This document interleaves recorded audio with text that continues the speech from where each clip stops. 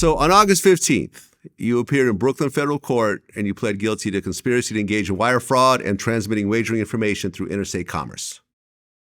So your lawyer had already talked to you and said, don't try to fight this, just plead guilty to everything. I mean, was there a thought like, no, let's take it to court and I might possibly win? From his standpoint, absolutely. From my standpoint, no, I felt that, I did something wrong. I was guilty.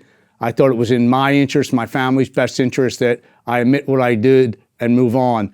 And like I had said before, avoid jail time. But he felt that there was a way for me to fight that based on the fact that, I just was doing what the league wanted me to do on the floor.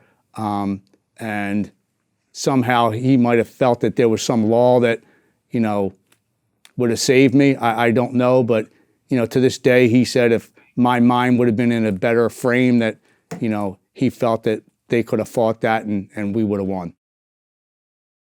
Well, right, because you're not a career criminal. You're not in and out of prison since you were 13. You've never done any jail time. You don't have a criminal record at that point, right?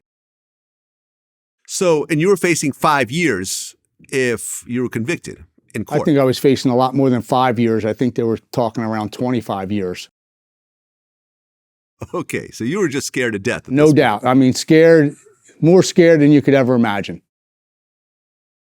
Right. I mean, you're how old at the time? You're 40 years old and being told that you're going to get out at 65, right, when you become a senior citizen. Not the best, and that's if future. That's, I may need the witness protection program and, anything they could tell you to, scare the living daylights out of you. I'll never forget Phil Scala, who was the supervisory special agent who wrote the foreword for my book and said I told the truth at every turn. The first meeting that I had with him, he stood up and stuck his finger across this table right in my face and he said, you're sitting in the same fucking seat John Gotti sat in. I got John Gotti. You think you're going to lie to me? Fucking get up and leave right now. And, I knew I was cooked at that point. Okay, so you decided to fully cooperate. 100%. Now, did the Mafia threaten you at that point? Because now you're implicating them as well. No, I mean, I never got threatened again really till I was in jail one time and a guy who claimed to be associated with the Mafia, was coming after me. Okay, we'll talk about that in a second. But during this time, no one reached out to you and said, listen, it'd be better if you be quiet, if you want your family to be safe or if you want to be safe. No, at that point, once I started to cooperate, I had police out in front of my house 24/7. I was in constant contact with the FBI, so really there was going to be no way anybody at that point could have got to me. Okay, so now you're cooperating, and they talked about the whole system because it's not like you were just calling people up and said, hey, the Lakers game is tonight, bet on the Lakers, put as much money into it. Like you were actually using code words and everything else like that. Right. When I would call Tommy at that point when he was placing the bets and transferring the information to Batista, we used a code. He had two brothers. One lived near him. One lived in New Jersey. And one brother was the home team and another brother was the away team. So that's how I would communicate the picks to him so that he could pass them along to Batista.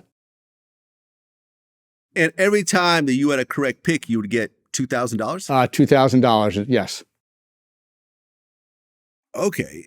And then at one point, it went up to $5,000? We never really got paid that at the end. Batista, ended up keeping a lot of the money. I think I ended up getting about $30,000 from Martino through Batista at that point. So Batista had drug issues. He had a issue with gambling online that he had lost a lot of the money that we were supposed to get. And then when the investigation started, we never had contact again.